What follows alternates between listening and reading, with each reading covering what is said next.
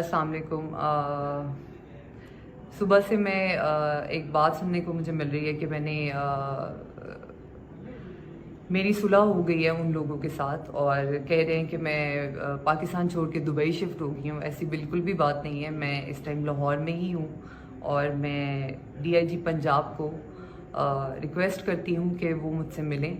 और उनके नीचे के कुछ लोग मुझे सुलह का बोल रहे हैं और कुछ लोग मेरी सपोर्ट में मेरे साथ खड़े हुए हैं, और मैं चाहती हूँ कि मैं उनसे मिलूं और उनका जो फैसला होगा वो मुझे कहेंगे सुलह कर लो, मैं सुलह कर लूँगी। मेरे साथ जो हुआ है और इस सब के बाद मुझे माफ़ी नहीं मिल रही है, और मुझे बार बार यही कहा जा रहा है, लोगों के कॉल्स आ रही हैं कि डील कर लें या पैसों पे बात ख़त्म कर लें, आप सुलह कर लें, आपके लिए अच्छा नहीं होगा, आपकी जान को ख़तरा है आगे, आप अभी तो ठीक हो जाएगा सारा कुछ।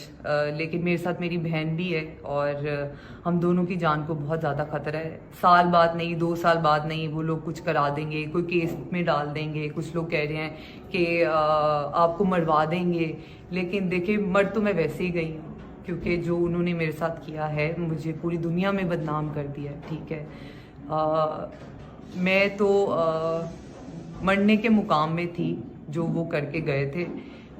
और 2 दिन तो मैं कमरे से नहीं निकली। उन्होंने मेरी वीडियो लीक की, उसके बाद जैसे मुझे मैसेजेस आना शुरू कर दिए, मैंने अपना इंस्टाग्राम डिलीट कर दिया, फेसबुक डिलीट कर दिया। मुझे समझ ही नहीं आ रही थी कि मैं क्या करूं। फिर मेरे कोई दोस्त हैं जानने वाले, उन्होंने मेरे जो लॉयर है उनका मुझे नंबर दिया। मैंने इनसे कांटेक्ट किया और मैं इनका बहुत ज़्यादा शुक्रिया अदा करना चाहती हूँ कि इस टाइम तक कोई